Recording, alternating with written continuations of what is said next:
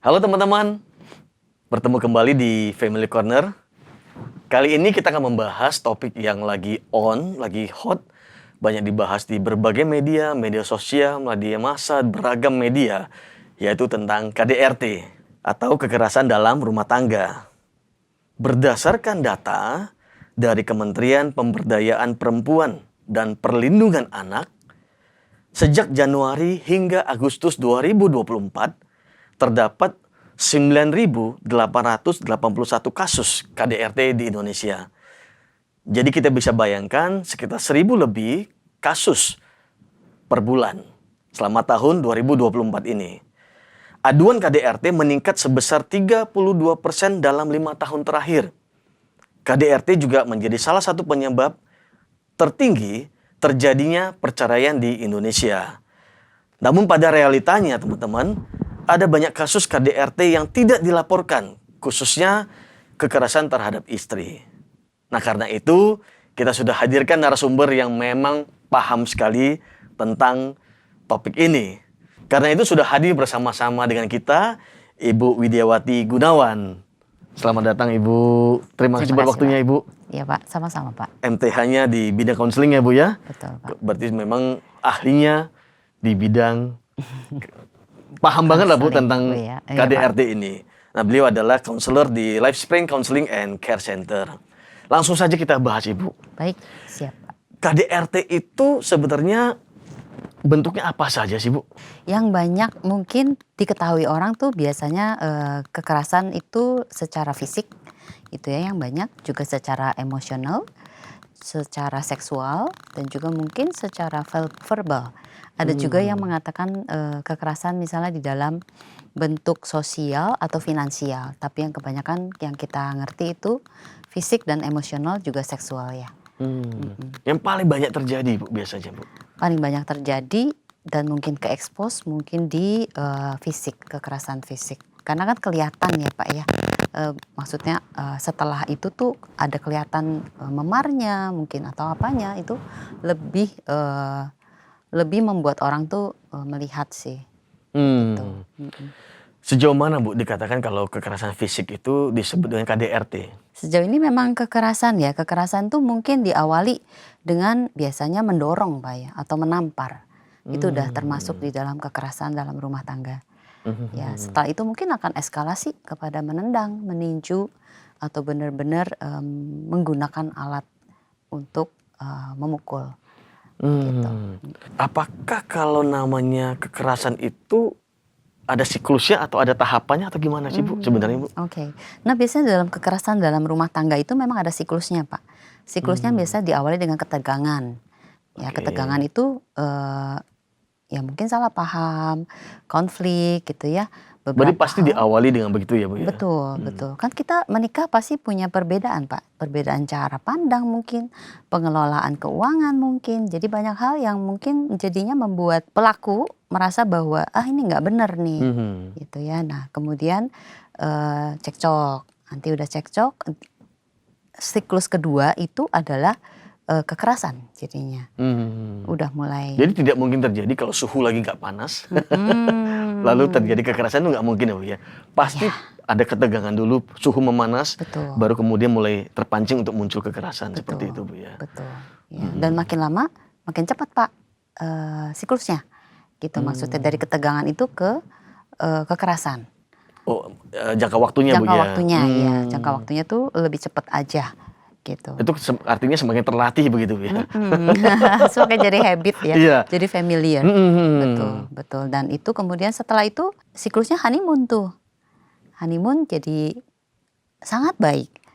Ya, menyesal begitu ya, mau berubah dan memperlakukan korban tuh dengan memberikan perhatian, memberikan pujian, memberikan kebaikan yang melebihi biasanya.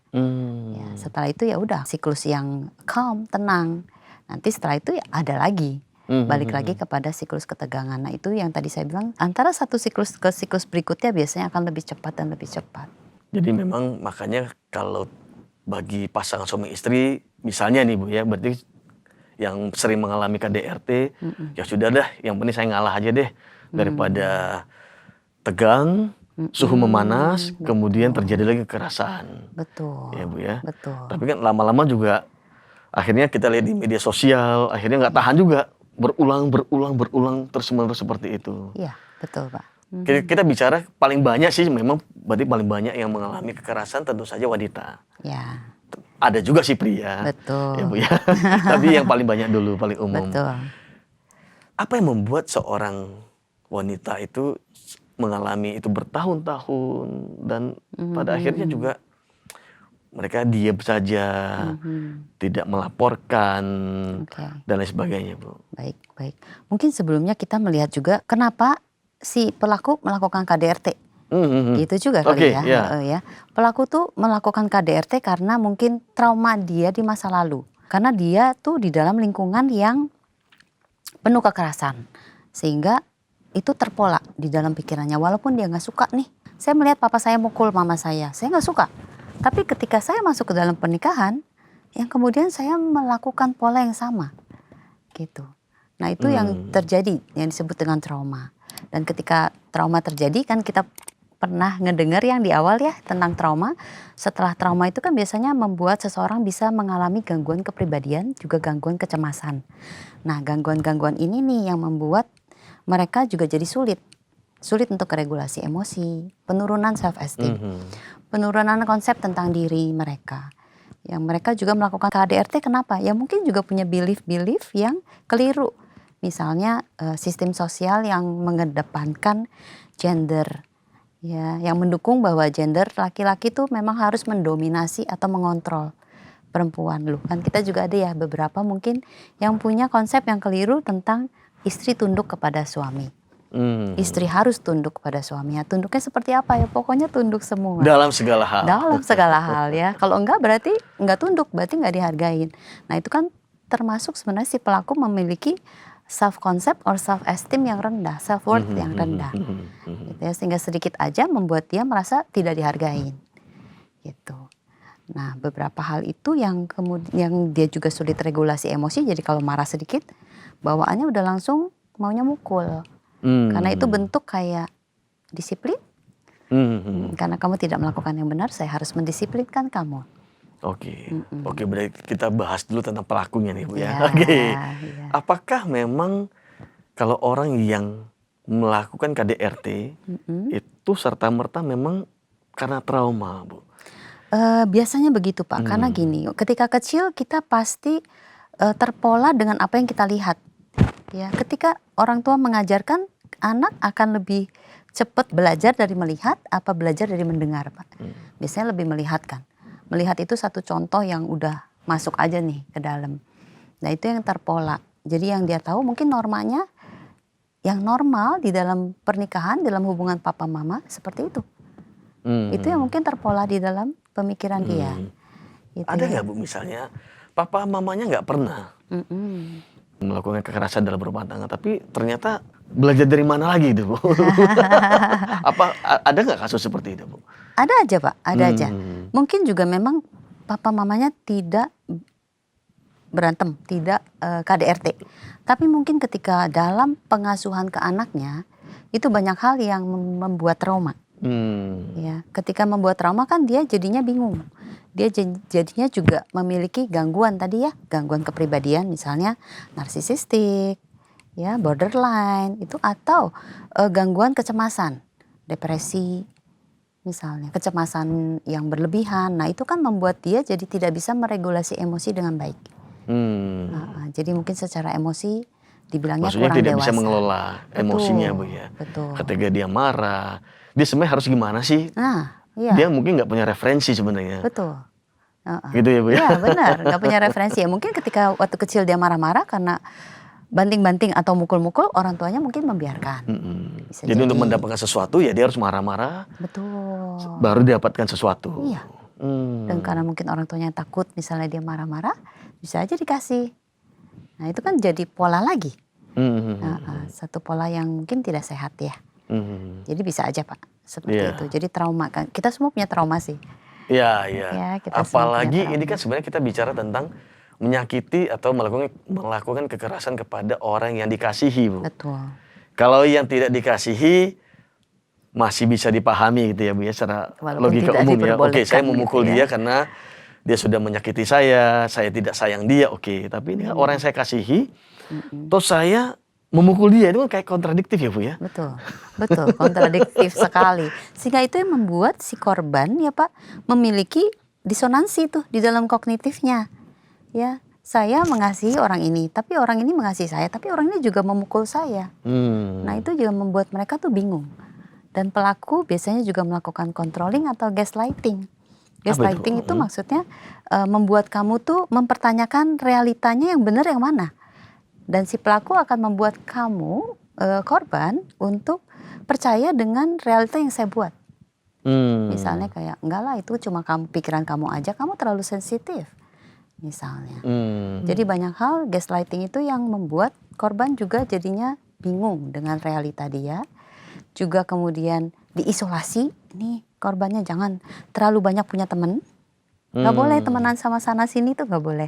Ke tempat orang tua juga dilarang. Ya, itu membuat si korban tidak punya dukungan. Nah itu membuat dia juga terisolasi dan membuat dia jadi mempertanyakan yang benar yang mana ya benar. Mungkin suami saya yang benar ya. Dan banyak hal membuat dia jadi self esteemnya juga lebih rendah lagi. Gak percaya sama dirinya, bergantung sama suaminya. Gitu kan ya. Karena siklus tadi tuh Pak. Siklus dipukul tapi di honeymoon. Dipukul lagi, honeymoon lagi. Ya, nah itu membuat korban bingung karena korban merasa bahwa disayang tuh enak banget ya, ketika disayang kan berlebihan tuh, dan dia mencari validasi itu walaupun jarang, tapi itu sangat berharga buat dia. Itu yang mungkin jadinya membuat dia bingung sih. Kan ada yang bilang Bu, habis berantem itu manis sekali. Ya, manisnya berlebihan. Jadi sebenarnya juga apakah ada kecenderungan bahwa korban juga merasa bahwa ya enak juga sih kalau disayang begini ya. Betul. Ya sudahlah, kalau sudah ada kekerasan sedikit-sedikit ya sudahlah, yang penting dia sayang gue lagi, dia memperhatikan lebih. Ya jadi jangan-jangan si korban juga mulai merasa nyaman ya Bu ya. Betul. Karena yang dicari nanti adalah abis mukul gak apa-apa, nanti dia sayang aku lagi. Ya, jadi mungkin itu yang dibilangnya trauma bonding Pak. Nah itu yang membuat akhirnya korban agak sulit untuk keluar dari situ. Karena ada ikatan emosional dalam relasi yang abusive. Sulit sih memang. Oke. Kalau kita bahas tentang pelaku ini Bu, biasanya kekerasan dalam rumah tangga itu kan kalau sudah menikah. Oke. Bagaimana sebenarnya kecenderungan orang untuk melakukan KDRT itu mulai dari kapan sih Bu? Apakah misalnya usia remaja sudah kelihatannya seperti apa? Ya memang tidak bisa digeneralisasi, tapi biasanya memang mereka juga udah mulai memukul sesuatu. Ya entah memukul pintu, menonjok pintu gitu ya, atau memukul barang-barang lain, membanting-banting barang lain. Itu mungkin bisa jadi indikasi walaupun kita tidak bisa langsung diagnos dia pasti akan KDRT. Perlu dilihat lagi perjalanannya ketika dalam berelasi. Apakah ada yang controlling tadi? Controlling banget nih, cara berpakaian, cara kamu ngomong misalnya ya, bicara, cara kamu untuk berteman, itu benar-benar penuh kontrol, itu juga perlu diawasi. Ya, cemburu berlebihan juga. Kadang-kadang kita pikir ya cemburu kan dia sayang ya. Artinya sayang. Nggak cemburu kamu nggak sayang dong. Betul. Nah kalau udah berlebihan dan melanggar batasan-batasan ya, kita perlu tahu bahwa itu red flag. Misalnya nih Bu, kalau kita lihat di media sosial sekarang itu ada anak-anak yang suka menyakiti binatang, memukul binatang, atau bahkan mungkin juga membuli teman-temannya, memukul ya, bicara tentang memukul, menyakiti entah binatang atau manusia yang lain. Atau apakah itu juga salah satu ciri bahwa memang itu sudah menjadi sebuah habit bahwa dia tuh memukul tuh biasa saja, atau gitu ya. Karena kan memukul tuh kan bukan sesuatu yang gampang Bu ya. Misalnya nih Bu, ada yang orang seumur hidup nggak pernah berantem, sehingga memukul tuh susah sekali. Mukul tuh mikir, aduh rasanya. Jadi memutuskan untuk memukul itu bukan sesuatu yang gampang. Tapi kalau orang yang gampang memukul sejak awal, ini bukan berarti petarung ya Bu ya. Misalnya orang yang belajar tinju atau belajar bela diri kan biasa memukul. itu beda cerita. Tapi kan ada juga yang akhirnya kalau kita dengar cerita ada orang biasa bela diri kemudian akhirnya ya memang dia biasa melakukan hal seperti itu. Itu lihat indikasinya atau apakah sejauh itu atau gimana? Bu? Banyak faktor sih Pak. Menurut saya banyak faktornya. Kan tadi anak kecil yang suka menyakiti binatang itu mungkin beda lagi nantinya arahnya. Ya itu yang perlu diasesi. Tapi biasanya anak-anak kita dari kecil pasti kepengaruh sama lingkungan sih, gitu ya. Genetik ada, tapi lingkungan tuh mempengaruhi banget. Kenapa dia sampai melakukan itu ya perlu kita cari nih faktor-faktornya, gitu ya. Kayak tadi petarung atau yang yang biasa bela diri, biasanya mereka diajarkan untuk self control, ya, dimana untuk melakukan pemukulan yang benar-benar oke atau enggak. Ya, apakah itu memang membela diri atau memang karena frustrasi? Namanya kan bela diri sebenarnya, Bu. Iya, betul. Jadi belajar seni bela diri untuk membela diri kalau diserang. Yes. Bukan menyerang dulu harusnya. Iya, Betul banget, Bu. begitu. Betul. Jadi kalau akhirnya dia kebablasan dia menyerang duluan ya berarti dia tidak bisa meregulasi emosinya. Betul. Jadi terlalu banyak faktor sebenarnya, Bu ya. Banyak faktor, Pak. Ya, Banyak faktor. ya. Dan sekarang yang lagi trending itu emotional maturity vs immaturity. Ya, dewasa secara emosi dan tidak dewasa secara emosi. Bahkan orang-orang yang umurnya mungkin udah dewasa gitu ya, fisikalnya dewasa, tapi mungkin emosinya belum dewasa. Nah itu juga yang lagi banyak dibahas. Betul. Iya, makanya ada yang bilang bahwa umur itu pasti bertambah. Betul. Tapi kedewasaan belum tentu ya Bu ya, katanya begitu ya. Betul. Physically memang seperti itu ya, bertambah dan secara dewasa ya dewasa. Gitu ya, tapi di dalamnya emosinya yang tidak bertumbuh di sana. Iya, betul. Iya. Nah kalau begitu Bu, sebenarnya orang yang melakukan atau pelaku ini bisa tobat gak sih Bu? Bisa tobat gak sih? Saya janji deh, saya nggak akan lakukan lagi. Iya. Saya minta ampun, maaf. Sekali ini yang terakhir udah. Bisa Pak, tapi waktunya panjang banget. Jadi perlu benar-benar sabar karena hal ini nggak mudah. Perlu banyak hal yang di terapi gitu ya, di treatment. Berapa lama Bu kira-kira Bu? Tergantung Pak. Tergantung yang di dalamnya ini. Tergantung personality-nya juga sih. Kalau memang ada gangguan personality itu lebih sulit. Ya, gangguan personality ya. Yang ditimbulkan tadi akibat trauma. Ya, itu juga sulit kalau seperti itu. Dalam kasus konseling yang pernah Ibu tangani atau Ibu pernah baca Ibu ya referensi. Yang pernah terjadi berapa lama sih Bu? Untuk bisa... Mungkin paling cepat tuh 2 tahun ya. 2 tahun ya. Itu cepat Bu, 2 tahun. Iya, walaupun itu rajin dan mau mengerjakan homework, PR-PR-nya. Ya. Kalau dia sungguh-sungguh mau berubah ya Bu ya. Betul. Ya, dan itu memang prosesnya dia perlu aware dulu ya, aware mengenai bahwa apa sih yang benar, apa yang enggak. Kan di konsep dia belief-nya tadi kan mungkin banyak yang keliru. Nah itu skema tuh, skemanya tuh perlu coba diinikan ulang gitu ya, regulasi emosi. Dia mengerti tentang masa lalu dia. Kalau enggak kan dia punya narasi yang berbeda tentang masa lalunya. Nah ini pertanyaannya nih Bu. Orang bisa berubah ketika berani terbuka kan Bu ya? Yes. Ketika si pelaku misalnya si pria ini sudah berani mengaku. Yeah. Akhirnya orang tua dari si istri juga tahu. Yeah. Ini kan jadi sulit juga Bu. Karena mana ada sih orang tua yang rela anaknya dipukul Ibu. Yeah. Kecenderungannya sekarang ini kan misalnya saya tahu bahwa anak saya dipukul. Selesai Bu. Selesai. Ditarik ya. Langsung pulang. saya tarik. Ya. Sorry. Tapi kan biasanya korban nggak pernah ngelapor Pak. Itu masalahnya. Tapi kan kalau sudah masuk dalam dia mau berubah, ini kan berarti dia sudah mulai terbuka nih Bu. Berani terbuka. Ini kan sulit. jadi sulit Bu. Apa budaya kita ya Bu ya.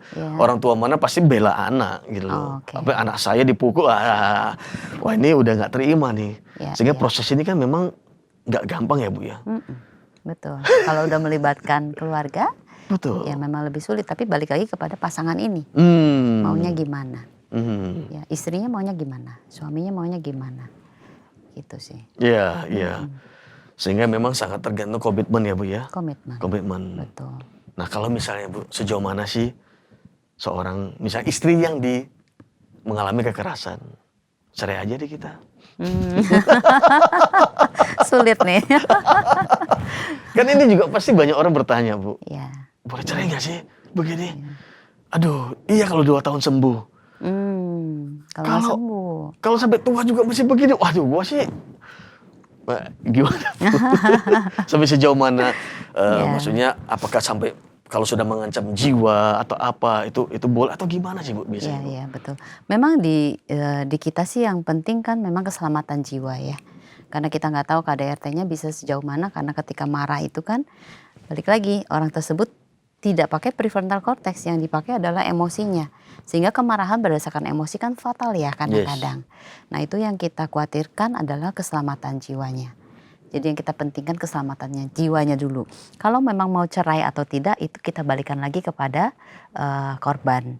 Ya, apakah benar-benar dipikirkan, ya di konseling dulu aja gitu. Tapi memang perlu untuk keselamatan jiwanya dulu, so dia lebih baik berpisah dulu untuk sementara. Itu yang biasanya disarankan.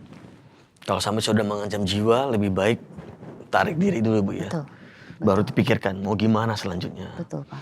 Ya, keselamatan jiwa kan misalnya udah berdarah-berdarah, udah dijedukin atau ditonjok atau udah pakai alat benda-benda yang tajam, ya itu udah. Karena beberapa kasus yang saya baca juga, itu sampai akhirnya mohon maaf ya, sampai istrinya meninggal ya gara-gara di KDRT oleh pasangannya. Itu kan fatal dan sayang sekali. Fatal sekali. Udah tahu tapi ya mungkin karena demi anak, kemudian saya malu ya terjebak tadi Bu nggak mau cerita. Ya sudah terima aja deh. Nerima nasib saya aja udah begini. Tadi Bapak nanya ya mengenai kenapa nih orang ini ibu atau korban ini masih terus diam saja mau sampai gitu bertahun-tahun. Iya. Karena itu tadi ada proses gaslighting, terus ada proses dia diisolasi. Jadi kan dia nggak punya teman, nggak punya komunitas, nggak bisa cerita gitu ya. Dan buat dia nggak boleh cerita nih, karena diancam pasti. Ya, dan kepikiran lagi tentang anak-anak. Dan dia kan dibuat bergantung secara emosi sama suaminya, dibuat bergantung secara finansial sama emosinya. Jadi kalau mau keluar dari rumah, anak-anak gimana? Pikirannya pasti anak-anak. Nanti anak-anak nggak punya bapak dan ibu yang gak punya satu, model lagi ya. Nanti gimana gitu ya. Atau mungkin juga norma agama Pak, moral harus mengampuni terus menerus. Harus sabar gitu ya. Itu juga jadi sesuatu yang membuat ibu ini sulit sih ya. Atau kayak tadi nggak boleh cerai gitu ya, kan nggak boleh Pak ya, misalnya kan di dalam agama tuh nggak boleh cerai misalnya. Nah, sampai maut memisahkan. Jangan sampai salah satu dijemput maut baru berpisah, ya nggak juga kan Bu ya. Kasihan sekali kalau begitu. Betul ya. Dan pasti Tuhan nggak mau sih seperti itu. Iya. Ya, bukan rancangan Tuhan untuk seperti itu. Jadi banyak hal seperti itu yang membuat si ibu ini bergantung. Ya kadang-kadang dia sendiri kan nggak tahu realitanya bahwa ini nggak benar. Walaupun ada sense ini nggak benar nih, tapi nggak bisa keluar dari situ. Kalau saran dari ibu nih Bu, kalau sudah mengancam jiwa, it's okay lah ya. Memang kita harus langsung menarik diri segala macam. Itu pun belum tentu semua orang berani. Tapi kalau misalnya seorang wanita sudah mulai menerima kekerasan, sebaiknya gimana sih Bu? Harusnya gimana sebenarnya yang harus dilakukan oleh korban ini Bu? Entah pria atau wanita ya, kita sebut begitu. Yang pertama perlu mencari perlindungan dan pertolongan sih. Kita perlu banget support system ya. Jadi teman, keluarga itu penting banget dan kita perlu punya komunitas itu. Itu yang menolong Pak. Ya. Kadang kita nggak mau kasih tahu, itu yang sangat-sangat keliru sih. Ya. Mungkin ada yang bilang lapor ke polisi ya. Itu satu dilema juga sebetulnya kalau masih di Indonesia ya. Melapor polisi, mereka juga takut nanti udah selesai pulang tambah parah nanti dipukulnya. Iya. Wah. Karena ya itu ya, karena tidak diapa-apain ya, dan segala macam. Sistem hukum kita juga kan susah ya Bu tahu. Ya mungkin ke depan nanti akan lebih baik sih harusnya. Beberapa klien saya juga yang melaporkan ke polisi, ya beberapa dibantu juga. Tapi kan tetap kayak perlu mediasi lagi, perlu rekonsiliasi lagi. Kalau oke. Kalau nggak oke pasti biasanya akan lebih parah. Iya. Diancam lagi. Iya betul. Kan. Kamu berani lapor kamu. Ya dipermalukan loh Pak, dilaporin ke polisi, dimasukin penjara kan dipermalukan. Ya, untuk pelaku yang self esteem atau self worth-nya rendah, buat dia itu sangat-sangat tidak dihargai, marah sekali. Dan ingat dia nggak punya regulasi emosi, dia selalu menyalahkan orang lain. Dan si istri ini biasanya selalu menerima bahwa ya memang aku yang salah sih. Coba aja kalau aku nggak begitu, mungkin dia nggak marah. Ya mungkin memang aku yang salah, jadi besok aku behave. Tapi kan tuh siklusnya terus menerus. Betul. Kalau punya support system Bu, punya saudara yang peduli, masih punya orang tua, tapi kalau itu juga nggak ada, kemudian salah cerita ke teman, malah digosipin, ngomong kemana-mana, suaminya dengar, selesai lagi Bu. Ini kayaknya Jadi satu lingkaran yang menakutkan Pak ya. Iya. Sangat menakutkan loh. Ya, saya bayangin begini, saya juga mikir nggak gampang sih Bu. Iya, benar. Memang perlu keberanian sih untuk itu. Dan perlu untuk yang punya support system yang benar-benar dia tahu akan dukung sih Pak. Iya. Kalaupun misalnya sampai tidak ada support system saat itu Bu, misalnya belum ketemu ya. Saya pikir memang tadi Ibu katakan harus berani dulu Ibu ya. Bahwa this is wrong, ini memang salah. Yes. Jangan dibikin bingung. Betul, seek help. Iya, cari pertolongan. Iya, harus berani saja sudah. Iya, bisa. Kan biasanya khawatir Bu ya, aduh nanti gimana segala macam. Betul, betul. Dan kekhawatiran itu membuat kita terjebak di dalam satu hutan kekhawatiran dan ketakutan yang membuat kita jadinya nggak bisa ngapa-ngapain. Itu. Ya, jadi memang langkah pertama harus memang berani saja. Pasti ada pertolongan, pasti ada jalan keluarnya. Ya, just lakukan baby step aja. Ya, cari pertolongan misalnya konselor ya, sekarang udah banyak nih konseling. Cari aja pertolongan, kita gampang kok di kontak begitu ya. Yes, salah satunya LifeSpring Bu. LifeSpring, Iya. betul. Kontak langsung. Kontak. Pasti akan dibantu, dicari support system yang bisa membantu pasti Bu. Betul, pasti akan dibantu. Iya. Dengan bercerita kepada seseorang yang kamu bisa percaya dan membuat kamu jadi nggak terlalu bingung lagi, itu membantu. Ya, menarik banget ini. Dan tentu saja kenapa KDRT ini harus dihentikan, karena akan seperti lingkaran ya Bu ya. Balik lagi kan dampak tadi Ibu katakan, dampak buat anak akan melihat, mencontoh lagi, muter-muter lagi seperti itu segala macam. Sehingga kan kalau kita bicara dampak buat anak ya itu luar biasa ya Bu ya. Luar biasa Pak. Dampaknya itu udah trauma lagi satu gitu ya. Bisa juga jadi punya gangguan kecemasan, anak-anak bingung Pak. Anak-anak juga nggak mau gitu ya. Anak-anak maunya secara ini tuh ibu bapak tuh harmonis gitu. Ya buat mereka jadi mereka harus mikirin gimana nih supaya papa nggak marah misalnya. Dan ketika papanya marah dan mukul mamahnya dan dia melihat, itu kan ketakutan setengah mati. Iya. Ada helplessnya juga sebagai kalau anak cowok ya Pak ya. Dan ada dendam Ibu. Misalnya satu hari nanti kalau saya besar, saya balas kamu. Oh iya. Karena seorang anak laki-laki pasti membela ibunya kan. Iya, banyak Pak. Anak perempuan juga Pak. Jadi ketika bapak ibunya berantem nih, dia bisa ke tengah-tengah, dia ketonjok tuh Pak. Gitu. Tapi ketika dia melihat mamanya lebam, besok paginya bengkak-bengkak, itu kan helpless tuh. Bener-bener nggak berdaya, ada kemarahan, mixed feeling. Sedih ada, marah ada, tapi kayak nggak berdaya. Nah itu yang membuat dia jadi banyak hal malu ya, shame. Kalau buat anak-anak gimana Bu? Ada saran nggak Bu ketika anak-anak melihat, entah masih anak-anak atau remaja, melihat orang tuanya seperti itu apa yang harus mereka lakukan Bu? Iya. Insting pasti membela yang lemah, Betul, pasti Bu. Tapi apa yang seharusnya dilakukan Bu? Betul, iya. Sulit tuh ya. Mereka perlu untuk ditolong sih Pak. Dan mungkin buat anak-anak perlu tahu bahwa it's not your fault ya. Bukan salah kamu kalau papa mama berantem. Bukan salah kamu kalau mereka ada masalah. Karena itu adalah masalah di dalam kehidupan orang dewasa. Ya, bukan tanggung jawab kamu untuk menyelesaikan semuanya. It's not. Tepat sekali Bu. Jangan sampai gara-gara itu merasa bertanggung blaming jawab. Ya Bu ya. Betul. Bertanggung jawab gara-gara saya nih. Benar. Nah setiap anak begitu loh Pak. Iya. Ketika lihat orang tuanya berantem atau ada sesuatu membuat mamahnya marah, selalu merasa bahwa I am not good enough. Saya tidak baik gitu. Nah itu yang membuat jadinya kedepannya mereka punya self esteem yang rendah lagi. Konsep diri yang keliru lagi. Gambar diri yang tidak baik. Nah itu kedepannya. Sehingga nanti berelasi mereka masuk lagi di dalam relasi yang mungkin berkonflik seperti itu. Bisa mereka sebagai abuse-nya, pelakunya, bisa mereka sebagai korbannya. Oh. Sebagai anak boleh nggak sih Bu, misalnya mengambil langkah, saya laporkan aja deh. Saya ceritakan deh dengan siapa, misalnya Guru. mencari pertolongan dengan guru, dengan mungkin konselor yang saya kenal, atau misalnya dengan pendeta yang saya kenal, atau dengan siapa. Boleh atau gimana Bu? Bisa banget Pak. Sangat itu boleh, juga Bu, ya? perlu juga untuk, tapi itu kan mungkin sudah anak-anak yang lebih besar ya, remaja atau dewasa awal ya, mereka mungkin lebih berani dibanding kamu mukul papa kamu begitu ya, karena kamu benci banget. Mungkin saatnya untuk melapor aja dan mencari pertolongan. Ya. Karena memukul orang tua juga menurut saya justru akan menimbulkan rasa bersalah juga. Bagaimanapun kita tidak boleh memukul orang tua. Balik lagi Pak ya, balik lagi shame-nya lagi, rasa bersalah lagi gitu ya. Tapi kan itu sesuatu yang sulit ya. Menarik banget Bu.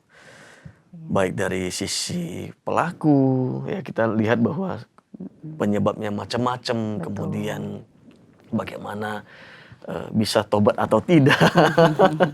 Ya. Dan apa yang harus dilakukan, harusnya dia ikut konseling. Dan kita lihat dari sisi korban juga kan ternyata tidak mudah Bu. Gak mudah banget Pak. Keluar untuk berani speak up. Sulit banget. Ini sangat sulit, dan makanya kalau dari hasil survei kan yang melaporkan juga nggak banyak Bu. Iya. Betul. Tadi kan kasus tadi itu 9 ribuan. Itu yang melapor Bu. Yang berani. Ya. Mungkin bisa saja double atau triple bahkan, atau mungkin lebih banyak. Bisa jadi Pak. Bisa jadi ya Bu ya. Betul. Ya.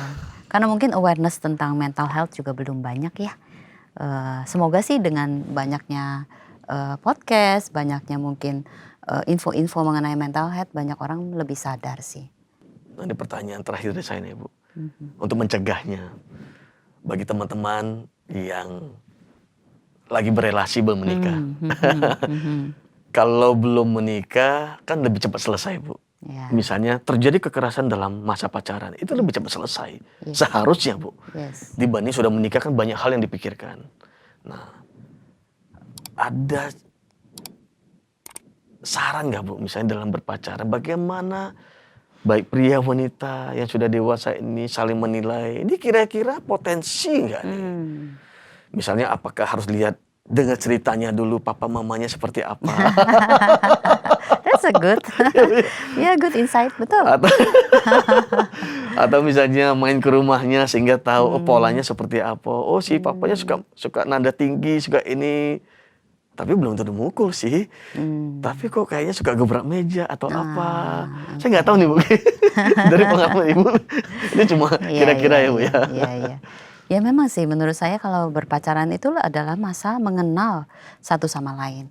Mengenal masa kecil ya, mengenal apa yang disukai, mengenal keluarganya, itu penting banget. Mungkin yang kita perlu cari red flagnya itu adalah mungkin kontrolnya ya. Tadi ya misalnya kontrol cara berpakaian terlalu gimana, atau cara berteman. Sehingga dia juga mau kontrol mengisolasi kamu supaya tidak terlalu banyak berteman dengan teman-teman kamu. Walaupun ini nggak bisa langsung digeneralisasi ya, banyak orang yang bisa cemburu sih gitu ya. Nah cemburunya berlebihan nggak? Itu juga perlu untuk dicari tahu. Kontrol ya Bu, terlalu ngatur, semuanya diatur. Betul. Karena memang harus KDRT biasanya ngatur, kontrol. Oke. Kontrol. Punya dominasi yang tinggi sekali. Iya. Itu karena self worth yang rendah. Jadi dia merasa bahwa dia harus kontrol untuk dia mendapatkan self worth dia yang dikembalikan gitulah, dominannya gitu ada. Nah itu membuat dia kan feel good. Cara dia mendapatkan self esteem yang tinggi dengan cara ngatur orang ikut apa yang dia mau. Baru merasa diri ini loh laki-laki sejati. Ya kalau nggak dituruti kan berarti kamu nggak menghargai saya. Atau terlalu cemburuan. Kamu jangan ini deh. Temennya dibatasin. Kamu pergi nggak boleh ya ini ya. Hanya udah sama aku aja. Pergi, aku anter, eksklusif, pulang aku jemput. Kalau misalnya ikut kegiatan duduk sebelahku.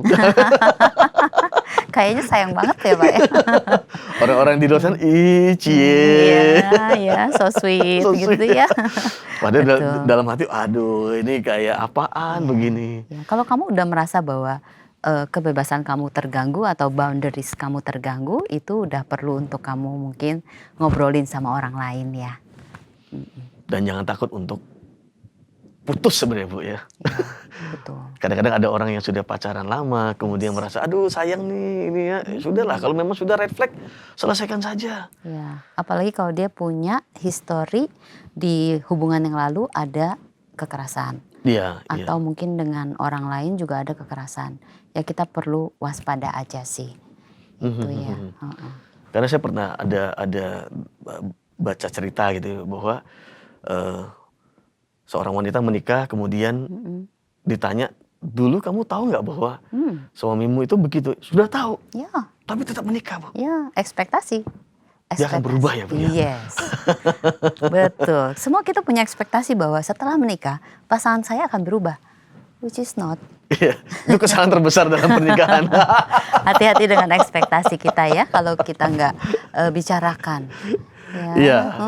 Karena pernikahan tidak serta-merta langsung mengubah pasangan kita. Iya. Apalagi bicara KDRT, Bu. Iya, betul. Ya, Bu ya. Apalagi KDRT. Betul, yang lain ya masih cincai lah. Tapi kalau KDRT ini sudah benar-benar kayaknya udah ya. harga mati deh. Betul. Ya, Bu ya. Betul. Jadi ketika pacaran perlu untuk aware sih. Makanya pacaran jangan sebentar, Pak. Nah, Jangan LDR juga sebentar lagi. Ya, LDR lebih sulit lagi tuh untuk kita mengenal lagi gitu ya, itu lebih sulit lagi. Jangan terlalu sebentar. Karena misalnya dipicu oleh udah umur nih. Ini pacaran udah misalnya 2 tahun. Nanti kalau putus aku mulai lagi. Aduh, umur berapa aku sekarang nanti? Kalau udah pacaran lagi kan perlu setahun lebih 2 tahun. Aku udah umur berapa? Nah itu kan udah kesusu tuh. Iya, betul. Udah anxious. Iya. Ya, jadi ketika kita anxious, pengambilan keputusan juga not Bisa clear. Mendingan orang-orang bilang terlambat, tapi kita Ya. menemukan pasangan yang tepat. Betul itu ya. Apalagi sampai ketemu yang KDRT. Waduh, itu kayaknya seumur hidup. Ya, nightmare Perjuangan ya, Pak. nightmare banget, Bu. Betul, Iya. betul. Jangan sampai. Jangan gitu sampai, ya. Bu, betul. Makanya kita diskusi hari ini Betul. supaya teman-teman menonton ini Iya. bisa belajar banyak hal. Benar, benar. Sebenarnya pelaku itu juga ketika melakukan itu sih sebenarnya merasa bersalah sih, Pak. Merasa bersalah. Cuman helpless juga untuk dia keluar dari situ kalau nggak dibantu dengan terapi. Karena dia juga malu, Bu, Iya. untuk bercerita kepada orang. Iya. Takut disalah-salahin. Oh, kurang ajar kamu ya, mukul-mukul begini, nggak boleh kamu.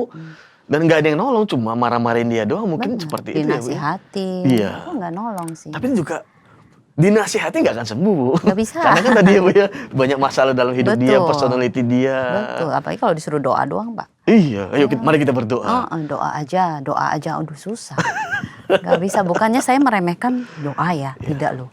Tidak ya. Doa tuh penting. Tapi beberapa hal perlu dibantu. Perlu dibenahi secara Perlu dibantu. internal. Ya, sepakat, Bu. Kuasa doa pasti ada. Pasti. Ya. Pasti ada. Yang paling kasihan lagi memang kalau ibu-ibu, istri-istri yang mengalami kekerasan lalu disuruh doa saja supaya suaminya berubah. Iya. Ya itu tadi mengampuni terus, Pak ya. Iya. Iya. Mengampuni terus ya. Harus sabar. Ya, tapi Sebenarnya berarti memang sebenarnya kita tetap mengasihi, tapi kita harus mencari jalan keluarnya gimana supaya ini bisa selesai, Bu ya. Tidak boleh terus-menerus seperti ini. benar. Bukan berarti kita benci kemudian kita ngapa ini. Kalau benci selesaikan saja, cerai selesai. Ya, Bu, Gampang ya, Pak. Kan begitu kalau benci sudah selesai. Tapi karena kita mengasihi, kita mau memperbaiki kan gitu, Bu ya. Betul, betul. Tapi jangan lupa juga, Pak. Kadang-kadang yang korban itu mengasihi suaminya, mengasihi anaknya, tapi dia tidak mengasihi dirinya. Gitu. Lupa Lupa. mengasihi diri sendiri. Lupa. Karena bagi dia udah dia yang salah. Kan jadinya I am a bad person. Jadi Iya, ya sebel aja mungkin sama dirinya juga. Karena selalu membuat kesalahan misalnya. Itulah kasih seorang wanita, ibu-ibu selalu Betul. mengutamakan orang lain dulu, Bu. Betul, betul. Sampai lupa Kadang-kadang mengasihi diri sendiri. kebablasan. Iya, Betul. Padahal di ayat kasihlah sesama manusia seperti dirimu sendiri. betul. Tapi kadang kita lupa yang itu. Kita Betul. terlalu menekankan yang mengasihi Fokus ke orang lain. orang lain. Ya, Ya. betul sekali, Bu. Walaupun memang kita nggak bisa mengasihi diri kita terlalu banyak kan, ada lagi nih ekstrim berikutnya, begitu Iya. kan? Kayaknya harus jadinya selfish ya. Cinta enggak? diri terlalu tinggi. Baik teman-teman, Iya. topik yang menarik sekali dan kami berharap bahwa apa yang didiskusikan ya itu benar-benar bisa membawa manfaat yang diberkat buat semua orang. Hopefully. Dan untuk penutup tentu saja selalu ada Saya persilakan Ibu Widya, Bu. Apa yang saran dari Ibu buat teman-teman semua?